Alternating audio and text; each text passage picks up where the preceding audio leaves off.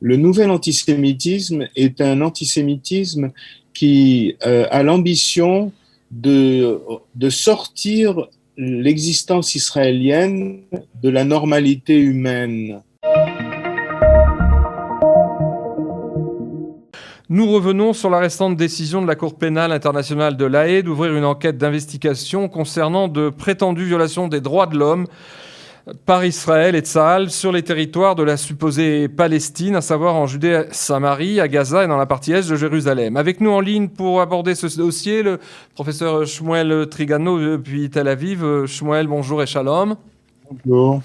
Et Shmuel, les auditeurs vous connaissent, vous êtes professeur des universités, sociologue, philosophe et figure intellectuelle marquante du monde juif français, installé à Tel Aviv, là même où vous avez lancé dès votre arrivée le site menorah.info, un site internet très complet et pertinent d'analyse sur la société et l'identité israélienne.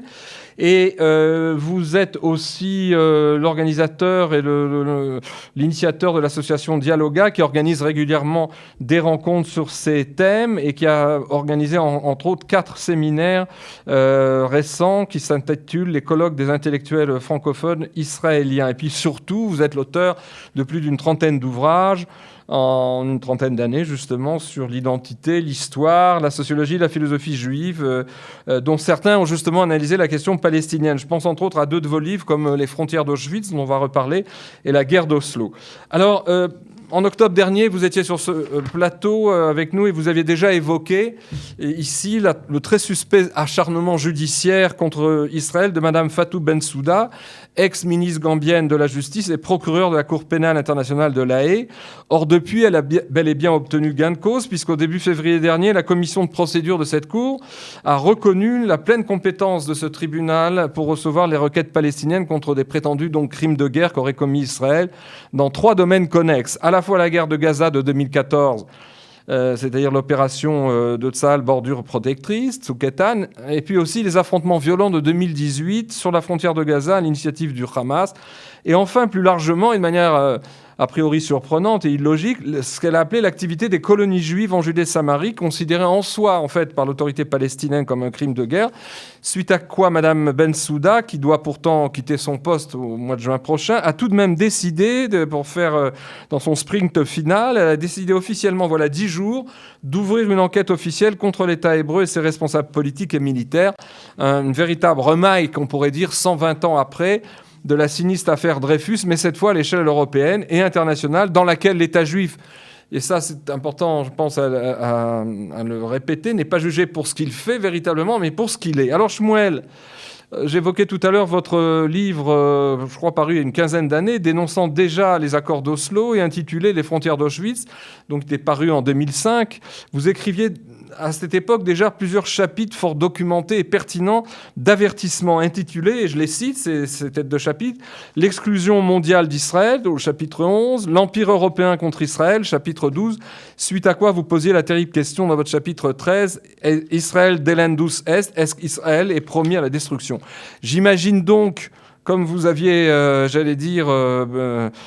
déjà précédé cette plaie qui tombe de la cour de La Haye sur Israël, j'imagine que vous n'avez guère été surpris par cette démarche scandaleuse et non fondée au plan juridique de la Cour pénale internationale de La Haye. Dont il faut aussi rappeler, c'est pour ça que c'est une question européenne, que son budget de fonctionnement est financé à plus de 60% par les pays de l'Union européenne. Pour vous, ce n'est qu'un avatar ou c'est quand même une surprise ? Non, ce n'est pas une surprise. C'est une histoire qui couvre depuis longtemps, depuis le début des années 2000. Et je remarquerai au passage d'ailleurs que ça a pris énormément de temps aux Israéliens de se rendre compte de la réalité de la chose. C'est qu'ils ne comprennent pas très bien le substrat de l'imaginaire collectif occidental et évidemment celui de ce qu'on appelait auparavant le tiers-monde, puisqu'elle en est issue, la procureure en question. Et donc, il n'y a pas eu de réaction israélienne à la hauteur de la menace qui peut sembler fragile, mais qui est très profondément enracinée dans l'histoire de l'Occident. En fait, il faut remarquer, et notamment depuis la conférence de Durban, une conférence sur le racisme qui avait lieu en Afrique du Sud, le nouvel antisémitisme est un antisémitisme qui a l'ambition de sortir l'existence israélienne de la normalité humaine. Les accusations sont des accusations contre l'humanité, d'où les notions de crime contre l'humanité, et beaucoup plus que sur des situations précises.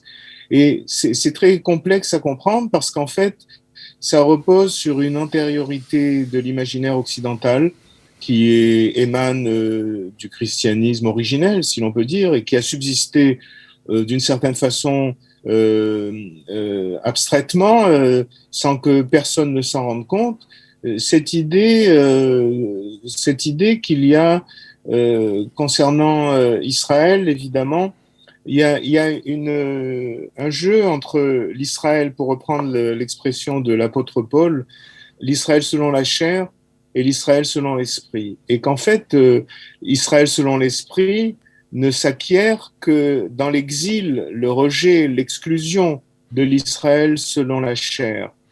Et il s'est produit tout au long de ces années 90 et 2000 une sorte de substitution qui a été d'ailleurs tout à fait clairement exprimée, notamment dans les milieux palestiniens chrétiens, car les Palestiniens chrétiens ont développé une nouvelle théologie du remplacement d'Israël.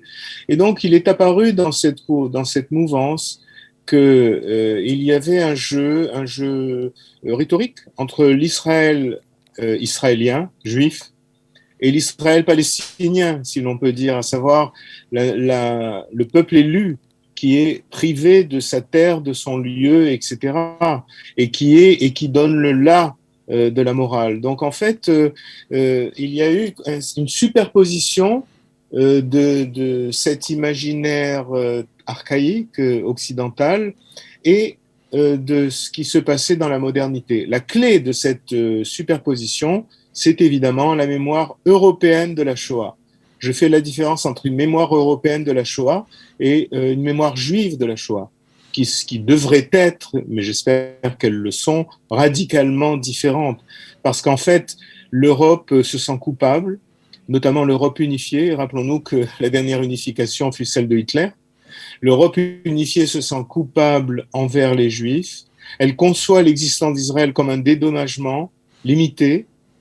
Par conséquent, elle n'est pas capable d'accepter l'idée que l'État d'Israël se comporte à la façon d'un État normal, comme les autres. Il est astreint à un certain type de comportement qui consiste essentiellement à se laisser attaquer avant de réagir. C'est ces concepts-là qui ont été développés notamment à l'ONU sur la dimension adéquate des réponses israéliennes. C'est ça, ce qu'ils appellent dans le jargon l'usage disproportionné de la force, en quelque sorte. C'est toujours exactement. Le fait d'Israël. Ça n'existe que pour Israël, cette dimension-là. Et donc, il y a eu une articulation de tous ces éléments qui explique comment nous sommes arrivés aujourd'hui et comment une telle décision peut se réaliser sans une levée de bouclier générale. Mais alors, ce qui est quand même surprenant, Shmuel, c'est comment se fait-il que, dans ce contexte, puisqu'effectivement, il faut remonter à ces années-là, il y a tout ce processus qui a travaillé en profondeur, ce qu'on appelle à tort, d'ailleurs, la communauté internationale, en tout cas ceux qui se prétendent comme tels. Comment se fait-il que cette Cour pénale se soit déclarée compétente en la matière, alors que, d'abord, premièrement, c'est un des arguments israéliens, peut-être un peu faible, mais parce qu'il n'est pas sur le fond, il est conjoncturel, il est juridique, mais alors que la Palestine n'a même pas le statut d'État membre à l'ONU, puisqu'il est observateur, elle y est observateur, et surtout au regard du traité de Rome qui a fondé en fait cette Cour, traité de Rome de 1998, la Cour a été créée 4 ans après, en 2002, et en fait Israël n'a pas adhéré à ce traité, donc en termes juridiques secs, n'a pas à lui rendre compte et ne peut pas être incriminé puisqu'il n'a pas souscrit au traité de Rome, et tout comme les États-Unis d'ailleurs, et malgré tout, on voit une juriste distinguée, comme on dit, ne pas tenir compte de ses propres règlements et incriminer Israël. Comment c'est possible? Puisque il y a une pièce manquante, même au plan de la logique interne de cette Cour. Ça ne fait que souligner le caractère arbitraire de ce jugement. Il faudrait d'ailleurs réfléchir aux origines de cette procureure, aux origines africaines. Et il y a aujourd'hui aussi, dans le monde africain et dans le monde général, des tensions vis-à-vis de l'État d'Israël, dans la mesure où, rappelez-vous, la clause de l'intersectionnalité, c'est un concept compliqué du postmodernisme, qui nous dit qu'il y a un lien entre toutes les oppressions et toutes les conditions opprimées. Et donc, en fait, si vous prenez comment, je ne sais pas, la cause des femmes, la cause des handicapés, le climat, etc., consonne avec la cause palestinienne. Et donc, c'est justement une expression particulière de l'intersectionnalité qui, en fait, essentialise la question juive en lui donnant une dimension quasiment métaphysique. Et donc, il faut bien avoir ça en tête aujourd'hui, mais c'est sur le plan de l'analyse, pas sur le plan de la réalité. Effectivement, il y a un déni de droit dans cette entreprise de la Cour internationale.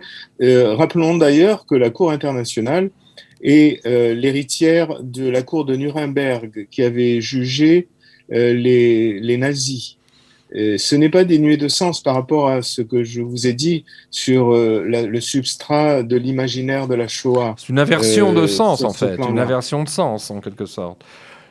Pardon ? C'est une inversion de sens. La victime est présentée comme coupable et comme ça, on s'exempte. Oui, c'est une inversion, c'est un détournement. Un détournement, parce qu'en fait, si vous voulez, dans l'intersectionnalisme, chacun revendique le droit d'être une victime. Et c'est parce qu'il est une victime qu'il revendique un traitement particulier. Or, ici, il y a une concurrence très profonde parce que les nouvelles victimes d'aujourd'hui sont en concurrence avec la victimitude d'Israël sortant de la Shoah. Et donc, c'est à qui sera le plus victimaire. Par conséquent, on a intérêt à noircir celui qu'on veut coiffer au poteau, si vous voulez, sur l'échelle de la victimologie, pour justement arriver à cet objectif. Donc, il y a ici, c'est vraiment, vous voyez, c'est très complexe parce qu'il y a l'imaginaire occidental, la nouvelle culture woke, comme on dit aujourd'hui, le postmodernisme, le décolonialisme et le postcolonialisme, etc., qui se mêlent aujourd'hui. Et c'est pourquoi, je dirais, c'est extrêmement dangereux pour le peuple juif, ce qui se trame aujourd'hui. Parce qu'en fait, la haine d'Israël s'essentialise en la haine du juif qui devient une figure métaphysique problématique. Et c'est là où justement il y a eu je regrette de le dire, il y a eu une défaillance de la diplomatie israélienne pendant 20 ans. Parce que c'est depuis nous en France, nous avons tenté à notre mesure de créer l'Observatoire du monde juif, la revue Controverse, etc. Justement pour démanteler l'argument et l'accusation. Mais je me souviens être intervenu devant le ministère des Affaires étrangères en Israël pour expliquer l'état des choses en Europe. Et je me suis heurté à une sorte d'insensibilité ou d'inconscient. Mais alors justement, si cette cour venait, puisqu'elle ne tient pas compte du réel, mais qu'elle suit des motivations, je dirais, historiques et psychologiques assez complexes, si elle venait à établir par toutes sortes de rétorsions l'existence de certaines violations des droits de l'homme par Israël et Tsahal, quelles seraient les conséquences concrètes pour l'État hébreu et ses dirigeants à la fois les conséquences concrètes immédiates, les ressortissants israéliens qui ont eu des fonctions militaires ou politiques ou diplomatiques, etc., risquent de se voir incarcérés lorsqu'ils voyagent en dehors d'Israël. C'est le cas du chef de l'État, enfin en tout cas du Premier ministre, des dirigeants de Tsahal. Et à ce titre, je voulais vous demander, c'est une question un peu prosaïque par rapport à votre analyse de fond, mais certains se raccrochent en Israël à l'idée que le nouveau procureur qui prendra la succession de Fatou Bensouda, qui est un Britannique, mais du nom de Karim Khan, d'origine, je dirais, dans la diversité anglaise, pourrait peut-être modérer la tentative de Bensouda. Est-ce que est-ce que c'est un élément important ou est-ce que en fait, de toute manière, le dossier est ouvert et il suivra son cours, un peu comme je disais tout à l'heure, comme une nouvelle affaire Dreyfus à l'échelle internationale. Est-ce que ça peut retomber aussi vite que c'est sorti cette histoire, ou alors c'est au contraire un abcès qui est maintenant en train de suppurer? Je pense que c'est un abcès qui est là depuis des années et qui arrive aujourd'hui à cette manifestation, on pourrait dire impromptue. Et donc, bon, si on verra bien ce que le nouveau procureur fera, il a intérêt à démanteler ce projet parce qu'en fait, il porte atteinte à la respectabilité de la Cour suprême, de cette Cour. Je signale aussi quelque chose d'important à ce niveau-là, c'est que vous avez pu remarquer que dans toutes les démocraties, notamment en Europe, alors n'en parlons pas en Israël, quand on est incapable de prendre une décision politique, on s'en remet à la justice, à la Cour suprême, un tribunal, etc. Et donc, c'est une tendance néfaste qui se développe aujourd'hui, parce qu'en fait, ça voudrait dire que la justice est seule au monde, si l'on peut dire, indépendante des réalités, décrétant ce qui est normatif, ce qui ne l'est pas, dans des domaines qui échappent à sa maîtrise. Parce qu'en fait, pour qu'un tribunal soit efficace, il faut qu'il soit porté par un État, par une société. On se demande qui porte la Cour internationale de justice. Est-ce que c'est l'Union européenne? C'est pas les États-Unis puisqu'ils n'en sont plus. Mais quelle est son autorité? Sur quoi repose-t-elle? Et si vous voulez, là, il y a une question beaucoup plus vaste qui est posée, à laquelle on ne peut pas répondre pour l'instant, parce qu'il faut voir quels développements vont se produire. En l'occurrence, un élément de réponse, sans vous le suggérer, ce serait que de toute manière, c'est l'Europe, de toute manière, qui a déjà manifesté son anti-sionisme, son anti-judaïsme de structure depuis des décennies et qui trouve matière, après bien des déboires diplomatiques, en soutenant inconditionnellement les Palestiniens, en exigeant des concessions que d'Israël. C'est une autre face de l'anti-israélianisme de l'Europe, d'une certaine manière. Oui, mais rappelez-vous, le Parlement français a voté debout, par applaudissement, la reconnaissance d'un État palestinien. Ce n'est pas rien. Bien sûr. Et combien d'autres occasions de ce type-là, alors qu'il ne répond en aucune façon aux conditions d'un État. Et donc, il y a malgré tout un support européen de l'Union européenne à cette entreprise qu'il ne s'agit pas de négliger. Absolument. Mais d'une certaine façon, ça devrait se jouer aussi en Israël. Alors j'allais poser une ultime question, puisqu'il nous reste une minute, enfin un peu moins de 2 minutes. Il est fort tard, et cet abcès qui couvait depuis des années est maintenant devant nos yeux. Alors qu'il est justement très tard, qu'est-ce que pourrait bien faire Israël contre cette démarche inique? Est-ce qu'Israël serait en mesure, et on sait, quand on dit Israël, c'est-à-dire, il faut savoir qui encore, d'expliquer en termes audibles devant le monde entier qu'il n'a fait user en 2014 et 2018 que de son droit à l'autodéfense face aux agressions caractérisées et répétées du Hamas contre son territoire souverain? Et aussi, est-ce qu'il y a des gens et des voix qui peuvent dire haut et fort en Israël aujourd'hui que le fait d'habiter et de vivre en Judée-Samarie, ce que l'autorité palestinienne et maintenant justement cette cour appelle de concert des activités colonisatrices, eh bien n'est en rien un crime de guerre, mais un droit historique reconnu et parfaitement fondé pour tout juif israélien.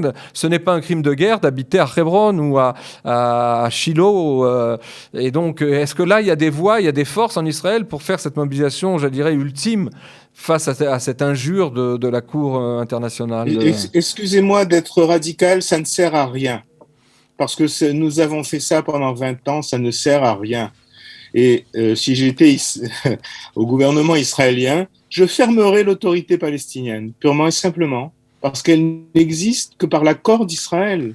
Et que dans le cadre des accords d'Oslo, que les Palestiniens ont violé à tous les niveaux. Donc, si vous voulez, il ne sert à rien de cet argumentaire, il n'est pas écouté, c'est un enjeu plus profond qui se trame justement dans le rapport à l'idée d'Israël ou à l'idée du peuple juif. Donc, alors, ça peut exister, certains peuvent le faire, on peut faire des démarches. Il y a aussi un système juridique israélien qui est on ne peut plus puissant sur toutes ces questions-là, avec la Cour suprême israélienne, mais l'expérience que nous avons, c'est que ça ne sert à rien. On n'écoute pas.